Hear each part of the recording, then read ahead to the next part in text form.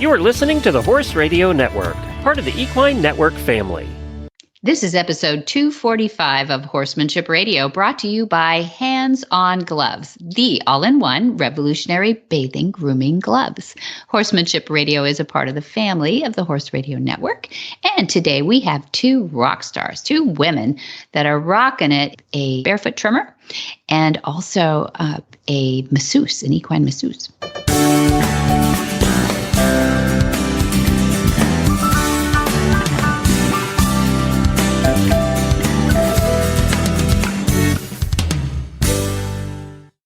This is Debbie Laux, and you're listening to the Horsemanship Radio. Thanks for joining us. Horsemanship Radio airs on the 1st and the 15th of the month, and I have my producer, Jen, with me today. Hey, Jen, are you recovered from the Radiothon? Shoo! Oh, that was a lot, but it was a little less than other years, so good job, you guys. A little less than other years. We were able to recover a little more quickly from the 6-hour Radiothon versus the previous 12-hour Radiothons in other years. Yes. Unbelievable. Yeah, good. Now are you all ready for the Christmas spirit? We are. We actually decorated the house a little bit today. Aw, there you go. Yes. Good, yes. good. Yay, you. Yeah, and it's not even December 1. As we are recording this, it is very close. It's November 30th. It's darn close. It may as well be November. Close enough. Yeah, well good. Be. There we go. And speaking of which, may as well be the closest. It may as well be December 1st. It may as well be Science Weenie Episode. That's the name of the title of the show. Science Weenie Episode. Science Weenie Episode. I didn't put that in the title up here in my show notes. It's probably not really great SEO for Science Weenie Episode, but really interesting guest today because it's almost a case of we're questioning a little bit the definition of science. Okay, right. And we're poking a little bit at, okay, this is what we think is scientific fact, but is it really? Because science, when you think about it, constantly evolves. Mm-hmm. There was a time when science thought the earth was flat. Yeah. Right? There was a time when science thought that the brain didn't do anything. You know, it was just gel up there and everything happened in your heart. It's constantly evolving. And we have a couple of guests today that are really poking and pushing at that science in the best possible way. Yeah, very good. And in fact, they're reaching back to science that has existed and we've gotten kind of away from it. So stay tuned for those who are history lovers and also those who are for progressive science lovers. I think we got it all for you. Something for everybody. And we'll get right to our first guest after we hear from our title sponsor, Hands On Gloves. Hi, I'm Monty Roberts. And am I excited to bring you the news of a revolutionary, new, all-in-one shedding, bathing, grooming tool. Hands-on gloves. They are fantastic. And you believe me, I've tried them all. Hands-on outperforms traditional curry combs, shedding blades, metal bristles, and all those things. Most animals will gravitate to you for more grooming and petting time. If you wear them, your animals will love you more for it. While using the hands-on gloves, you can easily handle water hoses, shampoo bottles, lead ropes, leashes, and anything you want with them on your hands. They are easy to clean, and they massage muscles and stimulate circulation while helping to distribute natural oils for a healthy skin and coat. Hands-on is changing the way we bathe, deshed, and groom our animals forever. Hands-on gloves. They are fantastic. Miranda Fior started trimming in 2002 to help her own laminitic horse with the help of Dr. Eleanor Kellen. It quickly turned into her career, and she's been trimming full-time professionally since 2004. Her clients range from endurance horses to founder cases, to transitioning a horse who has been in shoes for many years. Miranda has a particular interest in rehabbing laminitis and founder cases and working with the owner to address underlying metabolic issues and to aid into making the necessary dietary changes to help your horse on its path to recovery. She's a founding member of PHCP, Progressive Hoof Care Practitioners, and she's also the co-owner of Pure Soul Products, a line of natural horse care products. That she's also a proud mama of 3 kids. She homeschools these kids, and she takes her kids working with her along. So I think they're going to be the next generation of wonderful hoof trimmers. Well, welcome, Miranda Fior. I'm so happy to have you on. I've had just a few barefoot trimmers, a few farriers on before, but your story is pretty darn compelling. I learn a lot from each one of you all who are professional hoof people. Okay. I mean, because some people do both. Some people barefoot trim and some people put hot shoes on. But you all know so much about horses. And I guess that's the journey that I'd like to learn about you today is your horsemanship and, what you do to take care of horses. And I'd like to start with, I saw the nicest, what people call Mustang or Brumby roll that you put on these barefoot ponies and this quarter horse out here in front of our place. And I don't see a lot of barefoot trimmers doing that. Maybe they are, and I'm not as familiar, but I thought it was just a thing to behold. And so it is possible to kind of tease a hoof, maybe not as good as Nevada soil does, but is it possible to put a Mustang or a Brumby roll kind of on a domestic horse that doesn't move as much as them? Absolutely. So in the wild, they're moving, 25, 30 miles a day, and they're making their own roll, and they have flawless soles with calluses, and they're perfect naturally. But so when we bring them into captivity, we have to try to mimic that as best we can. And certainly, if you have a thin wall, you're not going to have as nice of a roll. Mm-hmm. But so hoof quality plays a part in that too. But definitely, we can create that roll and eventually get the callus and the calloused frogs and have a beautiful captivity-wise, beautiful barefoot hoof. Great. See, now, okay, so proven right here. Miranda said it. So now what if a horse doesn't have a thick wall? Is there a way to build it up? Yeah. So, you grow out. Nutrition is a huge part of it. Okay. And movement, like your track systems at Flag Is Up, are fabulous for that. But nutrition plays a huge part in hoof quality. And then when you've been in shoes, you're going to have a thinner wall, usually speaking, and you have to grow out a nice, healthy new hoof. Okay, so we're going to feed them to grow nice nails, their hoofs. Yes. And we're also going to tease them a little bit, I guess, exercise them, pump them up a little bit by movement. And so tell me a little bit, I didn't even talk to you about nutrition or but I know that your story, tell us a little bit about how you got into trimming, and then that'll make more sense. Well, so my beloved quarter horse mare, a black quarter horse mare that I had when I was a little girl, and I had health problems. So she was my legs, and she was everything to me. So she got laminitis in 2002, and she was fine, completely fine one day and down the next, and grunting and moaning and basically unable to get up for a month. And it wasn't mainstream yet, the thought that it was metabolic, or could be metabolic cause for laminitis. So we tried everything we could try, and all the vets just said, basically, you'll have to put her down. And we somehow found Dr. Eleanor Kellen, who is amazing, who's at the forefront of everything for IR and Cushing's and metabolic syndrome in horses. And she had us change the diet, which wasn't even that bad. But within a day, my mare was up walking. Wow. Wow. But she still had, that was just with the emergency diet. And then she still had these bloody, long, miserable feet that she could barely walk around on, but she was up and she was in less pain. So we had a bunch of different people, but no one was doing what Dr. Kellen wanted us to do. So she said, you're going to have to do it yourself. And I was 18, and I thought, there's no way, big men do that. Big strong trimming, men. the trimming. I don't know what I'm doing. Yeah, doing the trimming. So she said, you're going to have to trim her yourself. And I sent her photos, and we did x-rays, and we'd go back and forth. And she basically guided me through in the beginning, each step of the way, and would say, well, that's good, but work on this and do a little more toe here and do a little more of this. And she did so well that I started trimming for some friends who had laminitic horses whose toes were really long, and they just needed their heels down and their, to conform to the coffin bone inside and try to realign it. Yeah. So it just became, and I'd say, I can't do it. I'm not a professional.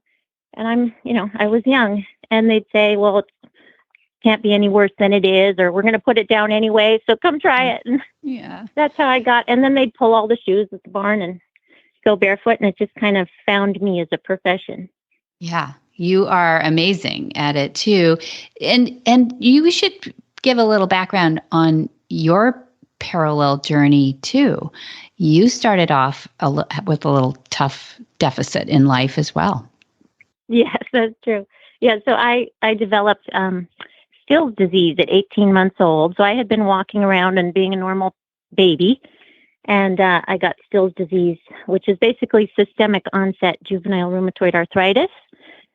So from then on, my joints all went into contractures, and I couldn't, walk at all. I had to use a wheelchair or be on horseback.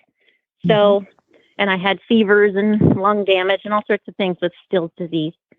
So it was nasty. I was a very sick child. Mm-hmm. But then I got my horse Raven, who's the one who got the laminitis and got me this whole career path. Mm-hmm. What happened when you got Raven? What happened when you got Raven? What changed in your life?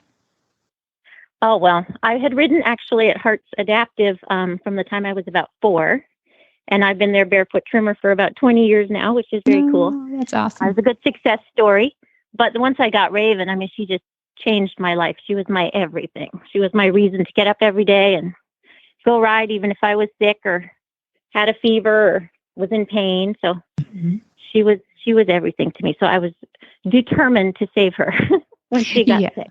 And I think she was determined to save you too. Yes, she was. She was. And she had quite a story of having kicked people and broken people's backs. And here she had this little frail kid that I rode her bareback because I couldn't get in a saddle. And she took such good care of me forever. That's amazing. We didn't know the story when we first got her. We only heard the stories later. Yeah, your mom probably wouldn't have let put me that on. disclaimer in there. Yeah. Yeah, exactly. Well, it's no wonder that you have, the particular interest in rehabbing and founder cases and things like that too. Yeah. But it's interesting that you got into the metabolic issues with the help of Dr. Kellen as well.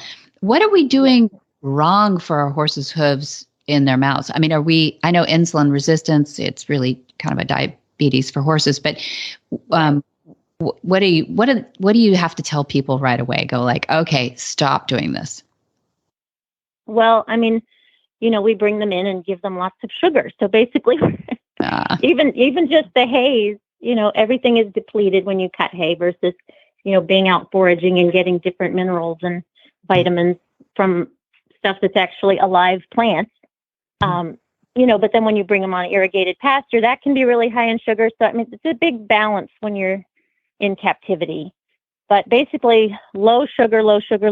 And a lot of people feed just alfalfa or oat, and those really aren't, made for horses, aren't really meant for full-time horse feeding. So low sugar and trying to put back in some of those vitamins and minerals that are lost in the drying process with our hays too. Mm-hmm.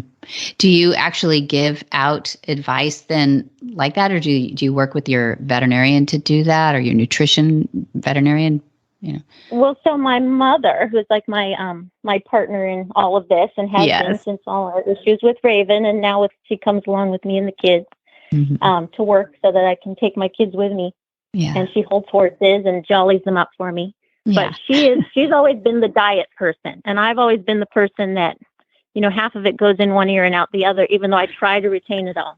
I don't have the great brain for retaining and mineral balancing and all the things. Complicated. Yeah, it is complicated. It is complicated. So she's always my dietary person. Like, she'll write page long emails to clients for me on, dietary recommendations. That's awesome. And then of course the Equine Cushing's group, which is ECIRhorse.com with Dr. Kellen.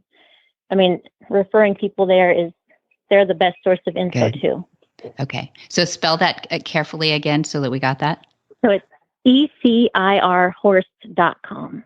There we go. Okay, that's Dr. Eleanor Kellen. Dr. Eleanor Kellen. And there is a specialty in veterinary practice as a nutritionist. Some veterinarians are nothing but nutritionists. And so if somebody is really interested in that in their area too, you could look under that too. So you're a founding member of the Progressive Hoof Care Practitioners too, which, if I remember correctly, was that founded up here in Lompoc, or where was that founded? Well, so it was a bunch of us who founded it, and a lot of us were in California. It was a Pacific Hoof Care Practitioners because we were mostly Pacific area. So that's right. Now it's grown worldwide. So now we've changed it to keep the PHCP. We changed it to Progressive Hoof Care Practitioners. Good. And but now it's a worldwide organization with people. We have a lot of people in Europe and all over the place. Amazing. It is amazing. And Jamie Jackson and you and some people that were. So the idea is that these trimmers are in this association so that people can seek them out and know that you're trained in that direction. Is that right?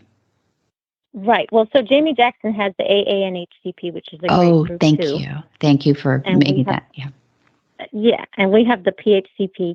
So yeah, basically people who are interested in learning hoof care or, helping their own horses or learning about it as a career can find us on the line at progressivehoofcare.org and sign up. And then we have a bunch of webinars and anatomy clinics and, go through a whole training program and see a bunch of different mentors throughout.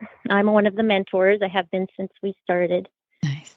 So you travel around and go work with different people in different climates and see a lot of hooves and learn to trim them yourself. Oh, and people will have to go and see on your website too, the beauty of a hoof that is just teased to perfection. So your website is sbnaturalhoofcare.com. As in Sam, B as in boy, naturalhoofcare.com. I don't care how it finds you, Miranda, and that's the good part too. And then also, I know that I think you have acquired this product, but that is the coolest looking product too. Pure Sole products, Sole SOLE products too. Tell me, what does that mud stuff do? It looks amazing. Well, so that's a bit of a story too. I had a longtime client named Georgette Topakis who had started Zephyr's Garden Products long ago and then passed that along. And I was trimming her horse Zephyr, and she said, what should we do about his thrush? And I said, I want, I try to use all natural products, but nothing works that well. And she said, I'm going to make something. So she went off and came back the next 6 weeks and had this Pure Sole hoof mud. And so I was her first tester, and I started using it on every horse I trimmed, and I just loved it, and it really worked, and it was natural, so I wasn't, putting chemicals in there, because chemicals create little micro abrasions that can create more areas for thrush to take hold. So I really wanted natural, and this really worked. Yeah, there was a question that I wanted to ask about Pure Sole too, because I was reading about it being good for thrush, but we seem to have some white line happening around here too. That's a delamination, I guess, too. Will it work? Does it help for that? Yes, it does help with white line disease. White line disease can be really tricky, and sometimes you can try everything on the market, and it's still hard to get rid of. But definitely the hoof mud does help with that. And then we have a wax too that you can, it's very malleable and it's beeswax based. So you can stick it into tight areas, and it's more of it lasts a while because it really adheres well. Yeah. And what do you think about with white line? Yeah, that sounds great. I didn't know about the wax either. And what about the soaking? I know you just said chemicals can be harmful. So those soakings, is that kind of a last resort, or, where you have to bag the feet up and to try to get rid of that? The white lightning and yes, that's it. Yeah, I tend to try Pure Sole first, try the more natural things first. But yeah, sometimes you do have to resort to those. And hoof and resection, where you have the vet or the farrier, depending on how deep it is, really open it up. And then the air helps a lot too. So once it's really well opened, then you can put in the Pure Sole hoof mud, or if it's not totally cleaned out or it's still festering in there, you might have to resort to the more intense therapies. Okay. After a while. Because white line, it's a tough one sometimes. Yeah, we have some older horses too, performance horses that have been suffering by it too. But I'm glad that there's people from inside and outside of the horse that are fighting this for us. Miranda, I appreciate you. Yeah, I appreciate that you're like on the front lines for us too. And can't wait to so track systems, do you have a favorite part of a track system too? You talked about keeping the movement on those hooves. Have you seen some around here that, I mean, you mentioned ours, I appreciate that, but I feel like I'm kind of rudimentary at it. Have you seen some fantastic examples here in the Santa Barbara County area? You know, we don't have very many track systems here. There's some little ones in backyards and things, but I don't know of very many, that are big, elaborate ones. I mean, one thing I love about track systems, which we've tried to do at our house for our rescue horses, and we fail because it always runs away and things, but it's areas of pea gravel, areas of different footing. If you can maintain having different footing and getting the hooves to callus as they move around. Yeah. But they really do. We have a little mini track system at our house, which is, it's not big and elaborate, but they do definitely move more when they have a track to go around for some reason. And they've done studies on that, as you know. Yeah. Where they put monitors on the horses, and if they have a big open area, they kind of stand in one spot. And if they have a track, they keep going and going and going. So cute. Any movement is wonderful for horses. Great. In every way, shape, and form. Every way, shape, and form. I love that too. Yeah. Thank you. Thank you for that factoid and that encouragement. And have you noticed that their hooves are better since they've been going around your little track system too? Yeah, well, my horses are the cobbler's children that don't get as much hoof care as everybody else does, because when I get home, I'm like, God, they can wait. Yeah. But yes, it does. They do. They have had better hooves since having a track system. But also, when we do keep up the different footing, like having pea gravel and having areas of harder footing, you really see it. It polishes the soles clean.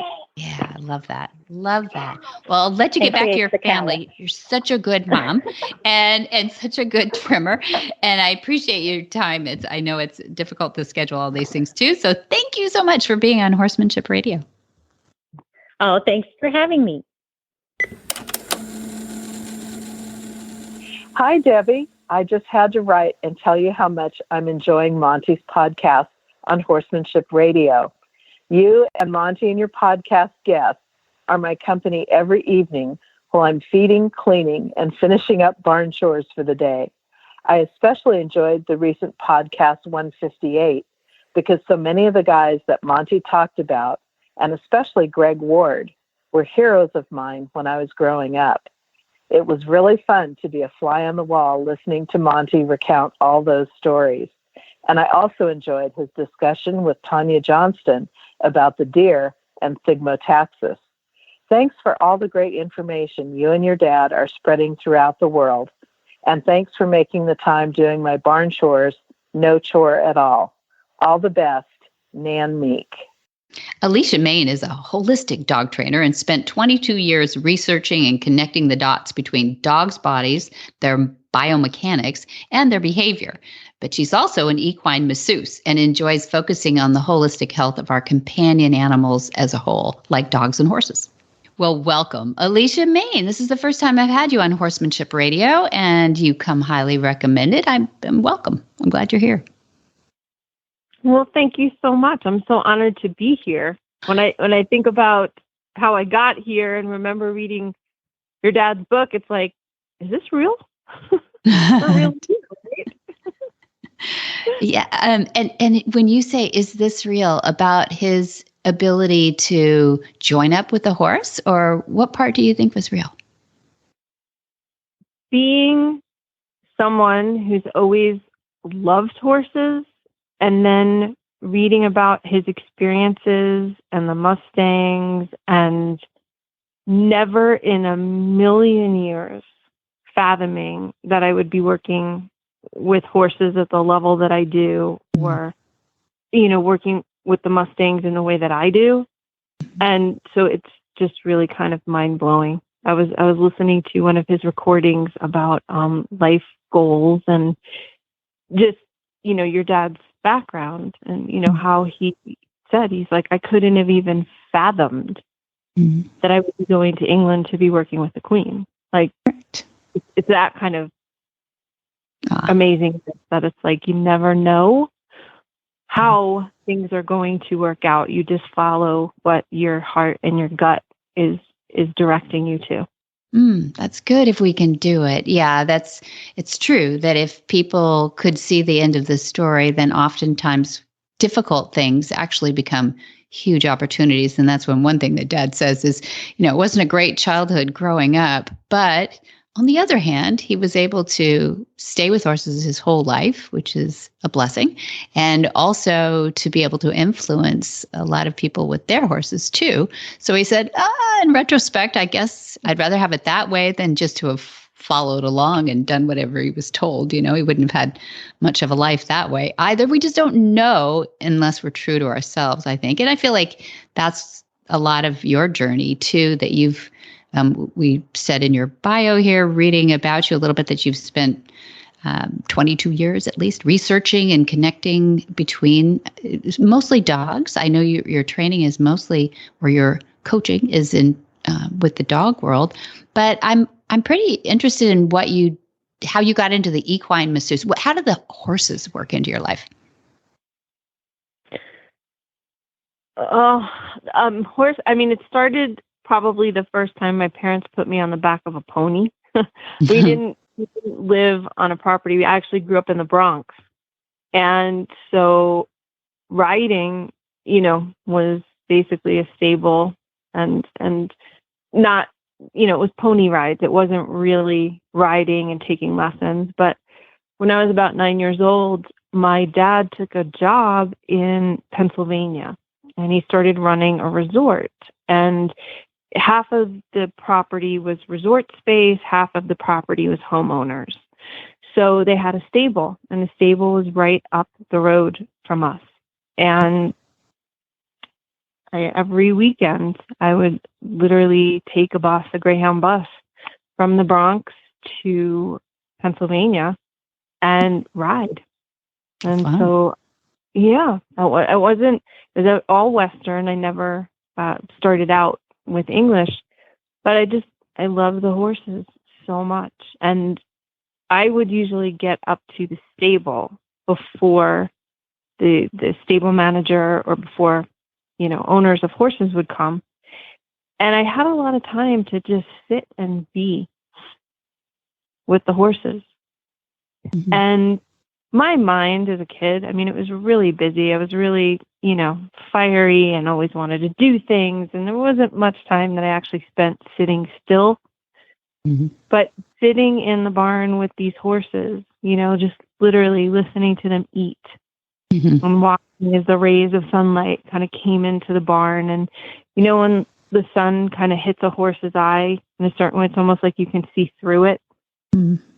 I just knew in my being, it wasn't even in my brain. It was like the one thing that would get me out of my brain, and get me into being connected with my body, with my soul, with nature. And that went on for about 4 years. And it just was an amazing, it was an amazing experience to spend that time away from, concrete city, and be with nature and not have, that time where it was like, okay, I'm at the barn and this is the time slot I have and I have to ride. And there, I would just sit for like an hour and a half before anybody got there and just really get to let horses seep as deeply into my soul as possible. There's a lot of people who can relate to that, I'm sure, is their time as a kid, just being with horses. And it's kind of funny how we lose that sometimes as adults, that we become, certainly more rigid about it, scheduled and performance driven maybe, or at least goal oriented. And we kind of forget about that just relaxed, no agenda time. But if we could get back to that And let's say we had unlimited time to do that. What would you tell an adult to do in that time? Just sit there and listen to the horse breathe? Or is there a sort of a pointed way to do that? Well, having worked with a lot of adults, being a fitness trainer and then being a dog trainer and then being a master animal communicator and body worker, the first thing that I recognize about people is that we're way more in our head. We're way more in our intellect. We're always thinking, figuring out if things are logical, rational. And we lose that connection. And like you said, right, whether it's goals or agendas, or it's like, okay, we grow up and we have different responsibilities that we need to take care of than when we're a kid. Mm-hmm. The first place I start with anyone is breathing. Okay. Because I've heard it said, it's like, it's the simplest things. And the message I keep getting from the horses, they're like, anything you talk about this year, keep it simple. Mm-hmm. Bring it back to the simplest stuff. And our breath is the one thing that, depending on how we're breathing, whether we're breathing into our chest or our belly, whether we have a matched inhale and exhale, it dictates literally how our brain chemistry functions. So, where neuroscience has been talking about how much it's like, oh, these brain chemicals, and I was like, yeah, but those brain chemicals happen prior through the breath. Mm-hmm. Breath is what's directing the brain chemicals. So the first thing I would do, is literally just have someone tune back into balancing their breath. Because as soon as they do, and as soon as they become relaxed in their body, that horse goes, okay, we're safe. Mm-hmm. So I don't ever want to work a horse. I mean, and I've worked with many horses, and I'm not a trainer, but I connect with them and I work with their bodies and understand them. So the first thing that they always have to feel is safe. And, where humans read science as papers and data on pages and stuff, animals are experts at reading our energy.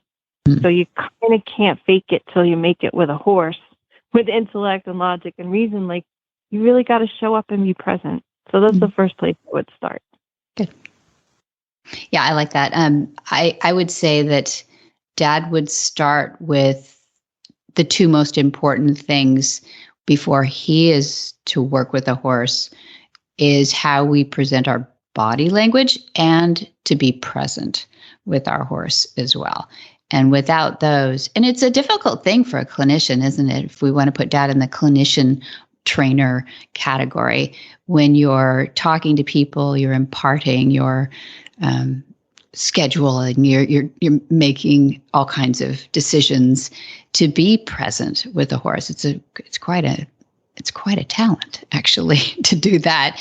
Use your body language well, which means just stay soft, to stay angular. 45-degree angles work much better than coming at a horse square-shouldered. All those things are body language and perceived by horses from way back. We talk about zones of awareness with horses and how we can be a mile away and they're aware of us. And then when we get close to where the pressure zones are, as they make those decisions whether to move or not.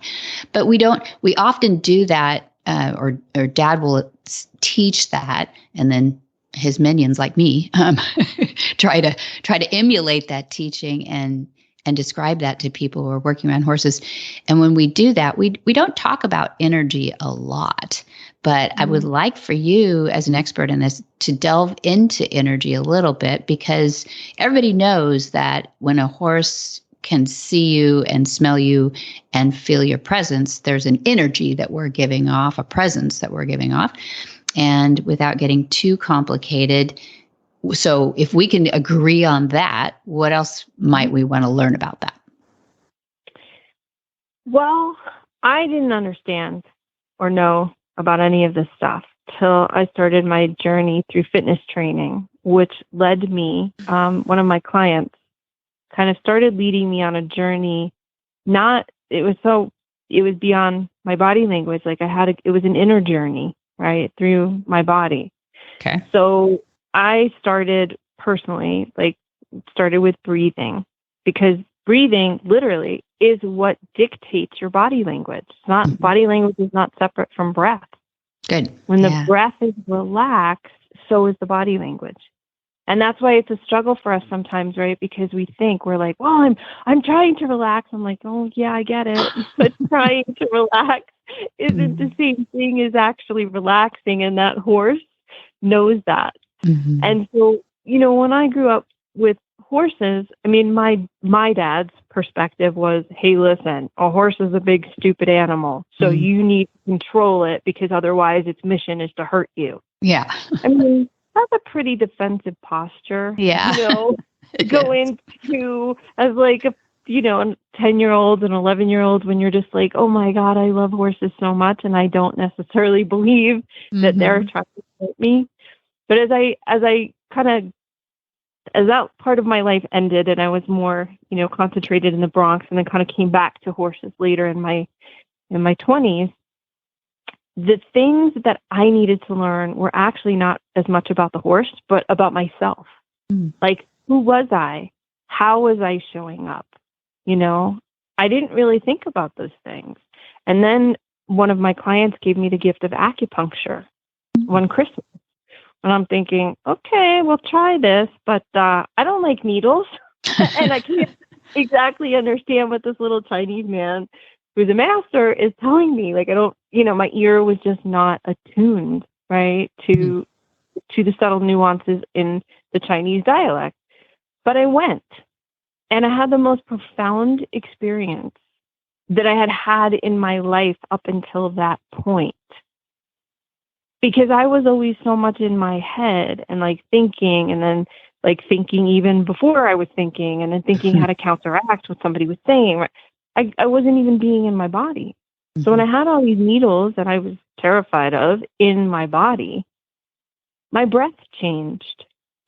At some point during those needles being in my body, and when it changed, I found an aspect of myself, which we'll call energy, because everything is energy. It's what quantum physics is now, you know, focused on.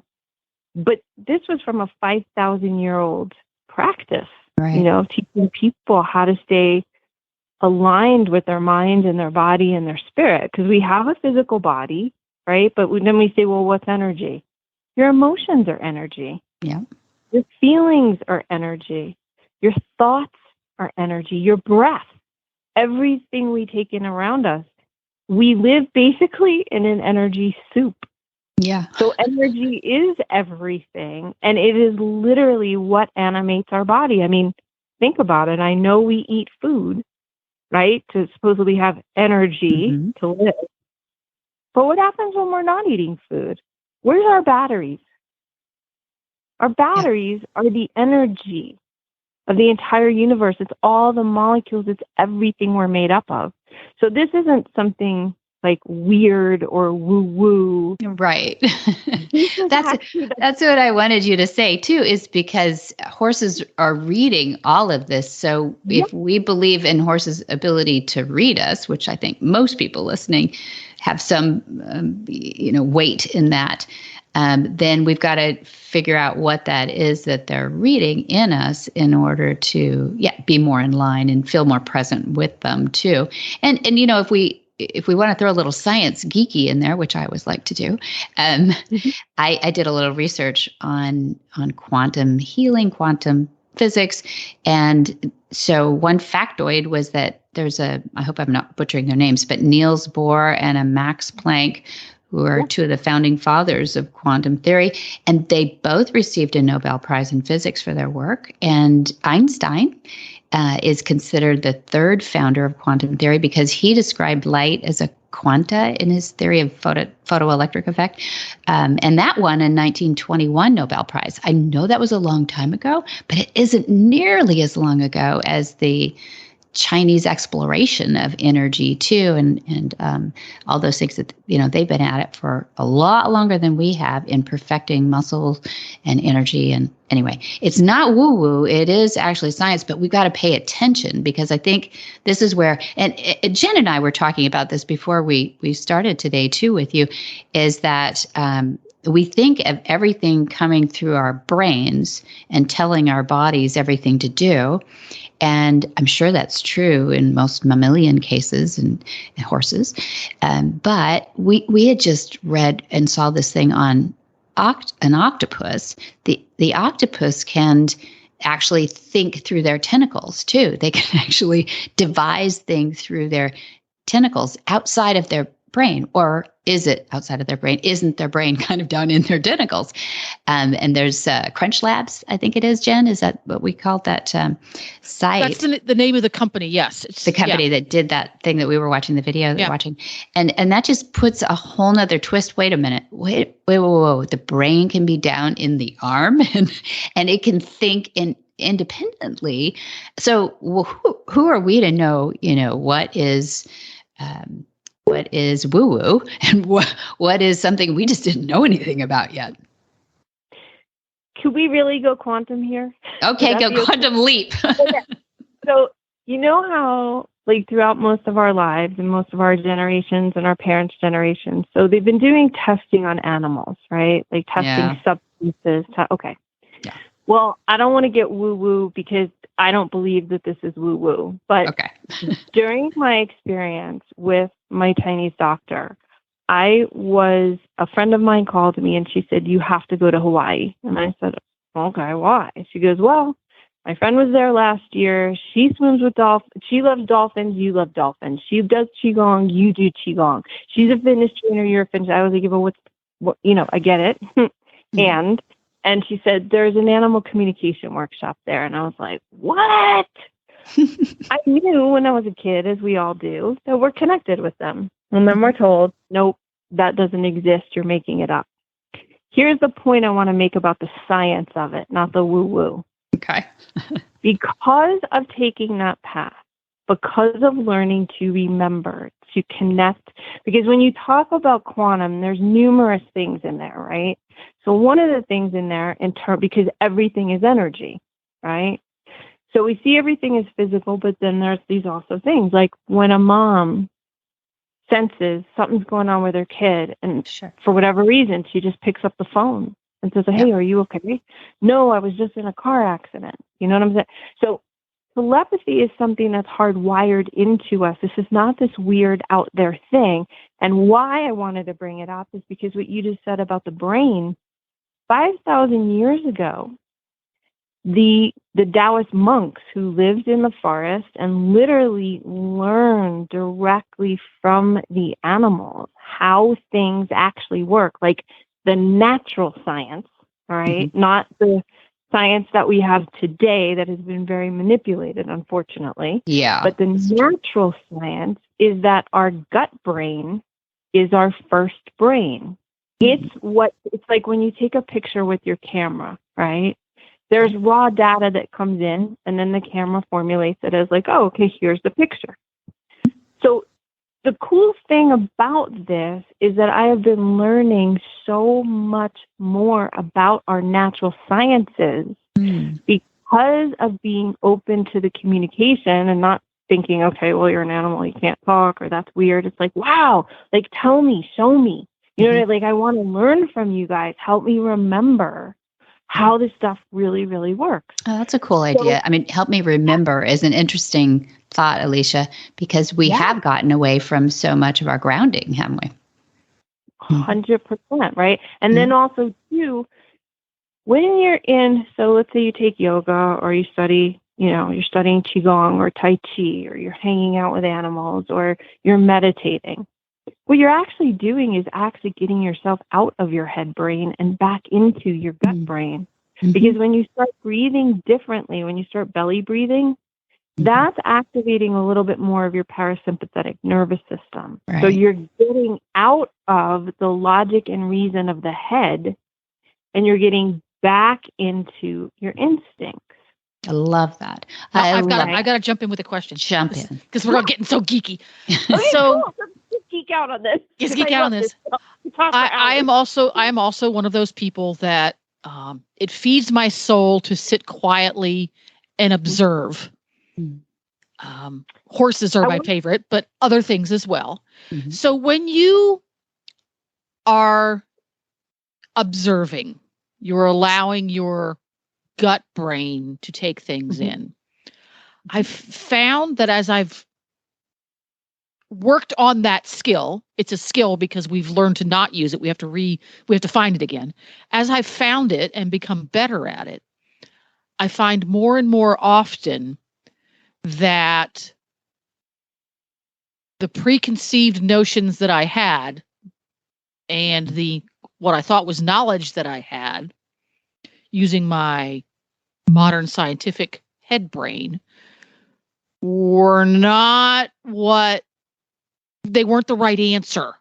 It's like, wait a minute, that's not what my head brain thought it was. Versus, because it's very easy, we'll use the woo-woo, when we talk about using your gut brain, your hardwiring, your DNA, learning to use that and learning to trust it. It's very easy for someone to say, oh, that's just a lot of woo-woo.